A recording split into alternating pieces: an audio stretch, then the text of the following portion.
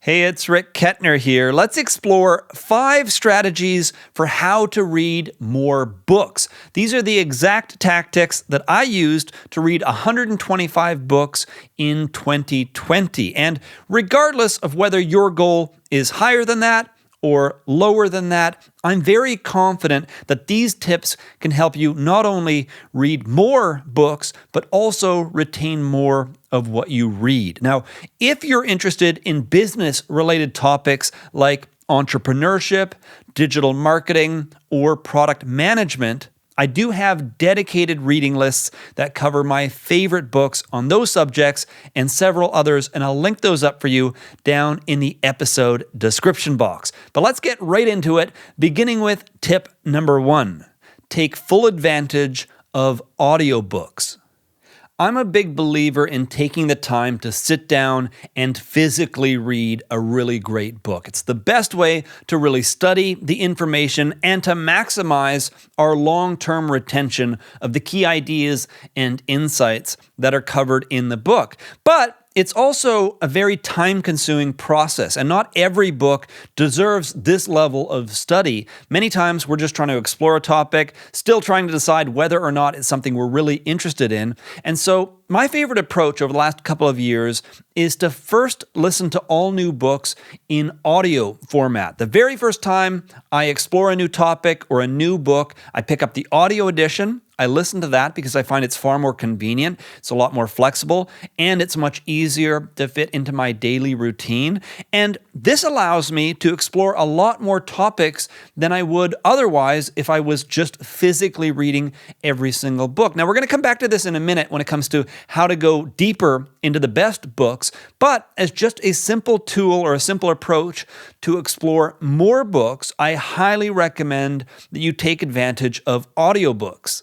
Now, I know that some people struggle with the audio format, and so I have 2 very important tips when it comes to using audiobooks. Number 1, make sure that you have something physical to do when you're listening to an audiobook. You don't want to just sit down on the couch with a pair of headphones in and try to listen to a book, because it's very easy to get distracted or to have our minds wander when we're trying to listen to a book and the rest of our body is not physically engaged in some way. So I recommend that you find a relatively mindless physical activity like going for a walk, going for a run, doing chores around the house, or even driving a safe and familiar route. By engaging our body in some kind of a simple activity, we make it much easier to stay focused on the content of the book and to avoid distractions.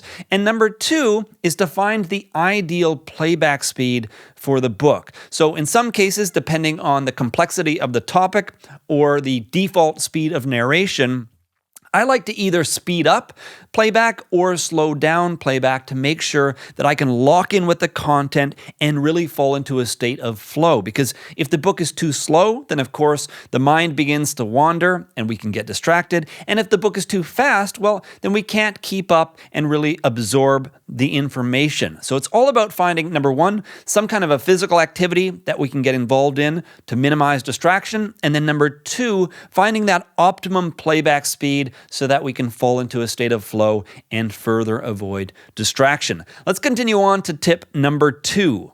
Reread the most impactful books. When I was younger, the idea of rereading a book that I had already completed seemed a little bit crazy to me. Why would I go back through an entire book that I'd already read when instead I might consider reading a new book and exploring a new topic? I just didn't really understand the challenge of long-term retention and the value of going much deeper into a book by taking a second pass. So today my approach is very different. As I mentioned, I start by going through every new book in audio format, but then once I've identified a book as being truly impactful in some meaningful way for me, then I like to pick up either the physical or more often the digital edition so I can go through it a second time. Generally, I'll wait at least 3 months before I take a second pass. And the reason behind this is it has to do with our long-term retention and how the mind works. But generally speaking, you want to have a time gap between the first reading and the second reading, because this is an opportunity to signal to your brain that this is something I want to remember for a long time. It's something I visited 3 months ago or 6 months ago. Now I'm revisiting it. So again, it's a way that you can let the brain know this is important to me. I'm trying to reference this on an ongoing basis, and I'd like to retain more of this information. Now, when I go through the book the second time, my strong preference is the digital copy, because this makes it very easy to add highlights and to add notes, and then to gather those notes and highlights. And very often I'll put together a summary of some of my favorite insights from the book. And this entire process not only helps me get significantly more value out of the book, but it also helps when it comes to long-term retention.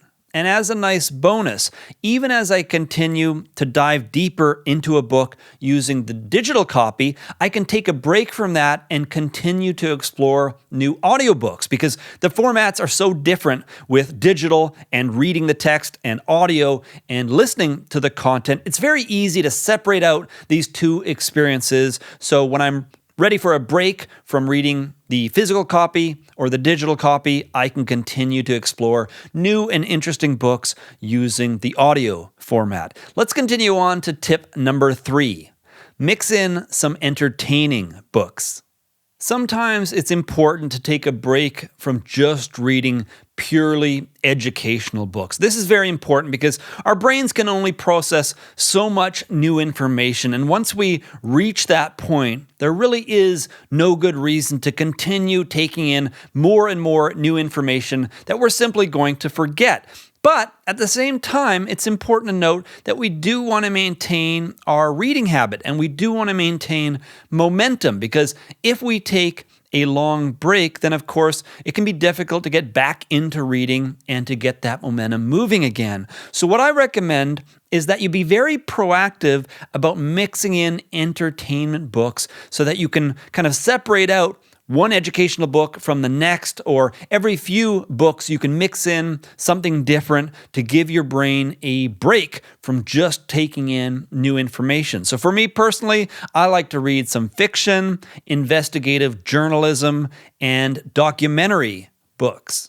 The key here is really making sure that you're choosing books that you consider to be an escape. So you're not just taking in more information that you're going to have to process just like you would with an educational book. You want to choose books that for you serve as a mental escape. They're a time away from productive reading while still continuing to maintain your habit. So very important that whenever you choose a book, even something like a documentary or investigative journalism, if for you that style of book still is a form of education or an attempt to take in new and interesting information that might pertain to your job or your career or something like that, well, then you're going to want to focus more on fiction books for this purpose, because again, it's all about finding an escape. And for me personally, just to give you a rough sense of how I manage this tends to take up about 25% of my overall reading. Sometimes it'll climb a little higher than that, but when I reviewed the books that I've read this past year, that is the percentage. It was right around a quarter of my overall reading, and I like to be very proactive with this. I don't wait for burnout or something like that. I'm proactive in mixing in the odd fiction book. Let's continue on to tip number 4. Read multiple books on the same topic. In addition to rereading books that are highly impactful, I find a lot of value in reading multiple books on a similar theme or a similar topic. And the idea here is it's an opportunity to fill in potential knowledge gaps and to revisit key insights from an alternative perspective. Now, in my experience, one of the very best ways to improve retention is to build a mental scaffolding around an idea, to lay a rock-solid foundation for how different ideas and insights relate to each other and how they're all connected. And so Reading multiple books on the same topic allows you to lay a solid foundation, fill in more of the details, and have a much better context for any new information you might add into the mix. It's the difference between trying to memorize directions to a single location in a brand new city that you've never been to before versus trying to get directions to a very similar location in a city that you're very familiar with, where you understand the landmarks, you understand how the city operates, and because of this, because you're holding a mental map of how the city works, whenever you're given directions to a specific location, well, of course, it's much easier for you to store and retrieve that information because instead of thinking about a hard defined route, you're actually thinking about how that specific location relates to many other locations that you're already familiar with. So this is the idea. And just as with getting directions in this kind of situation, understanding a concept or an idea or a category of knowledge in this way makes it significantly easier to both store and retain information. Also, reading multiple books on the same topic is a great way to avoid the overwhelm that we just talked about when it comes to taking on too much new information all at the same time. By reading a second or a third or even a fourth book on a subject that you're already familiar with, well, this is an opportunity to reinforce what you've learned and to get a fresh perspective, while at the same time not taking on a lot of new information all at once that can lead to that kind of overwhelm. So if you're just looking for a little bit more of a light approach to reading, where you're still learning something new and getting an alternative perspective, well, reading multiple books on the same subject is a great way to achieve that. Let's continue on to tip number 5. Start a competitive reading challenge.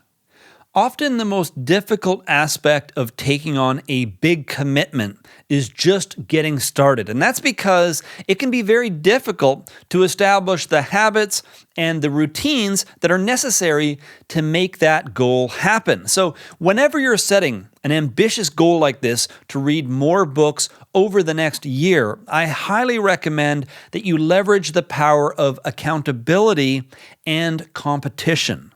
So 2 options that you have are, number 1, to find somebody else that, like yourself, is interested in reading significantly more books over the next year, or number 2, to find somebody else that has an unrelated but equally ambitious goal of their own. And then that way, you can work together with that person with a friendly competition designed to keep each other accountable. Now, if you're going to use this strategy, I highly recommend that, number 1, you get very clear on exactly what it is that you're setting out to accomplish. You want to have a clear way to measure whether or not you achieved your intended outcome. And then number 2, you want a simple way to break that goal down into manageable milestones over time. So for example, if your goal was to read 60 books over the next year, well, you could divide that goal by 12 months and end up with a more manageable goal of reading 5 books per month. And not only